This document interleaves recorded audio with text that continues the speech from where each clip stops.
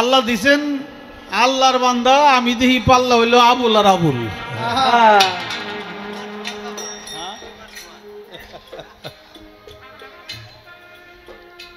বলবো আল্লাহর সাথে বান্দার কোনো পাল্লা চলে না।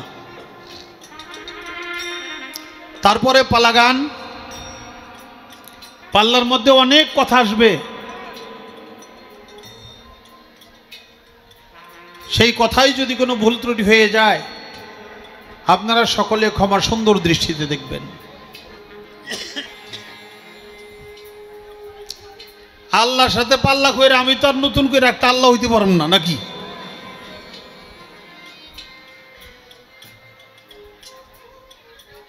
ধনীর সাথে ধনীর পাল্লা হয়, গরিবের সাথে গরিবের পাল্লা হয়, শিক্ষিতের সাথে শিক্ষিত পাল্লা হয়।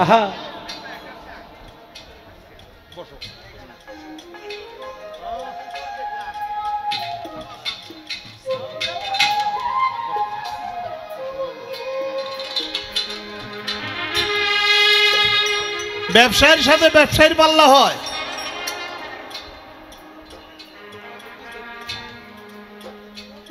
কিন্তু বাবা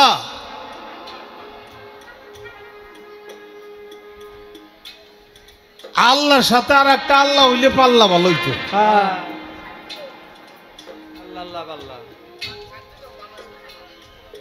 আমি যেহেতু তার না, আমি যতই বুদ্ধি করুম আর যতই কথা কমু, আমার কিন্তু আপনারা আল্লাহ পর্যন্ত নিতেও পারবেন না, আর আমি বুদ্ধি করে যাইতেও পারম না। আল্লাহর সমকক্ষ হইলেন আল্লাহর সাথে পাল্লা চলে। তারপরেও পাল্লাটা যেহেতু জীবার পরম, সেই ক্ষেত্রে আমার পরম বন্ধুর কাছেই তো আমার যত দুঃখ বেদনা আরাধনা আমার জানার বাসনা, এটা তার কাছেই তো জানবো নাকি? তো আল্লাহরে তো আমরা কোনোদিন পাই না।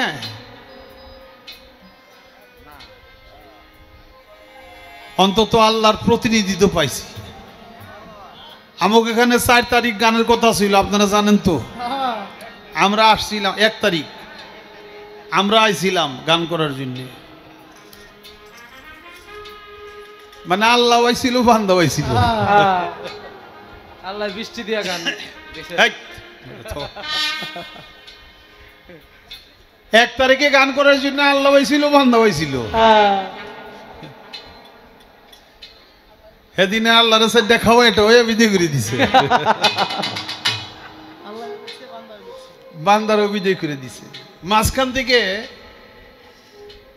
এই গান কমিটির অনেকগুলি টাকা খরচ হয়ে গেছে। গাড়ি ভাড়া করে আসছি না, আমরা লোকজন নিয়ে আসছি না, আমাকে আবার কিছু টাকাও তাদের দিতে হয়েছে। আল্লাহর কাম তো সব ভালো নাকি? নাকি কোন আল্লাহর কাম খারাপ আছে? আল্লাহর কাম যদি সব ভালো হয়ে থাকে, 1 তারিখে আইসা ফিরে গেলাম, এক উপরে জরিমানাটা আপনি লাগাইলেন কেন? এটাই প্রশ্ন। প্রথম কথাটাই এইটা। যদি 1 তারিখে গানটা হয়ে যেত তাহলে কি এরকম জরিমানা লাগতো না? এত মানুষ আসছে, তারাও এত কষ্ট পাইতো না। আমরাও আইছি, আমরা ফিরে গেলাম, আমরাও কষ্ট পাইতাম না। আবার গান কমিটির এতগুলি টাকা দিল, আবার ফাও ফাও খাওয়াইলো।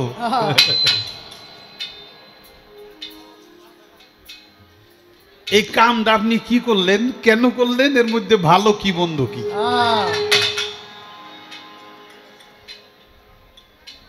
এবার জীবের ভূমিকা থেকে আমার একটি গান হয়ে যাক, তারপরে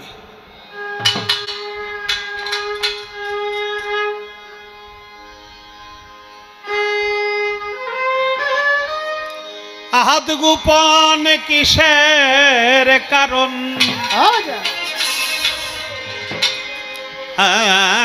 আহাদ গোপন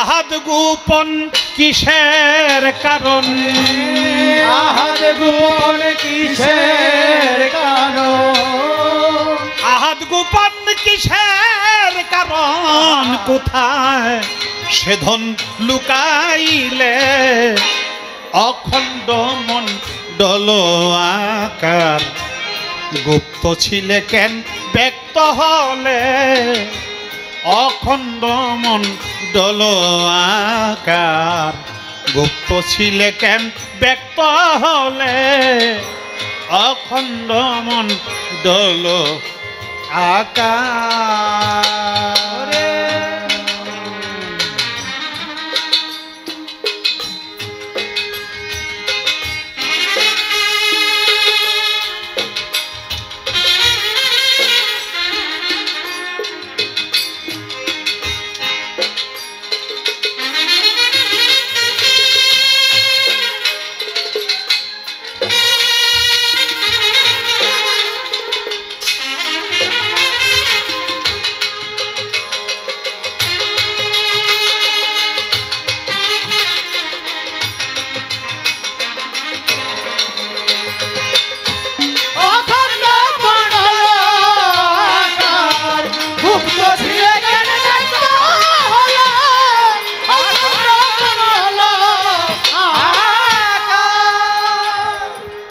আল্লাহ তো গোপন,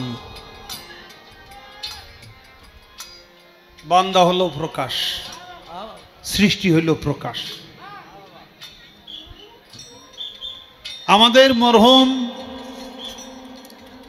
ইউসুফ আলী বয়াতি, আমাদের সিঙ্গার ধল্লার, তার লেখায় এই গানটি, আহাদ গোপন কিসের কারণ, কোথায় সে ধন লুকাইলে, অখণ্ড মণ্ডল আকার গুপ্ত ছিলে তবে কেন ব্যক্ত হলে। আলিফে এক নুক্তা ছিল, সেই নুক্তা কেন বেতে গেল,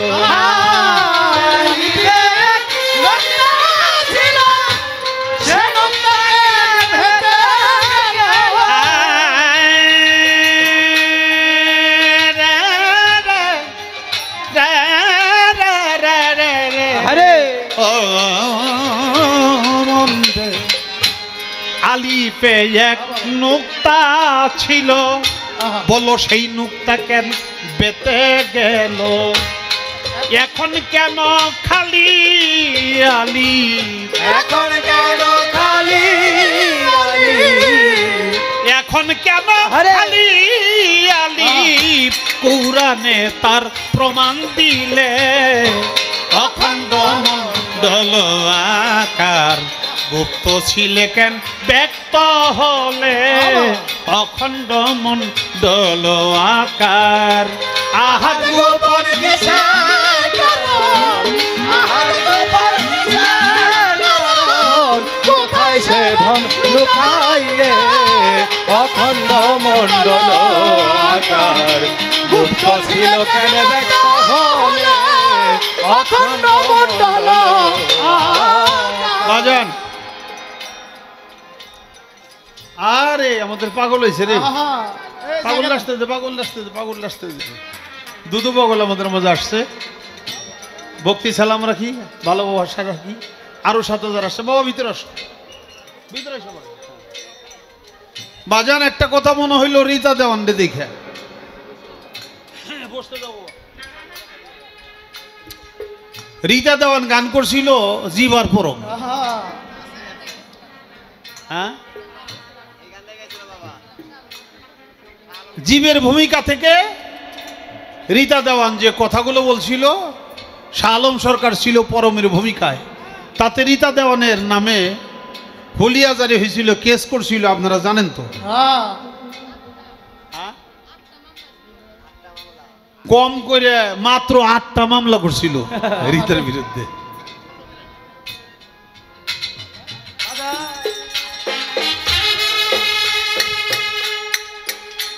তো বাজান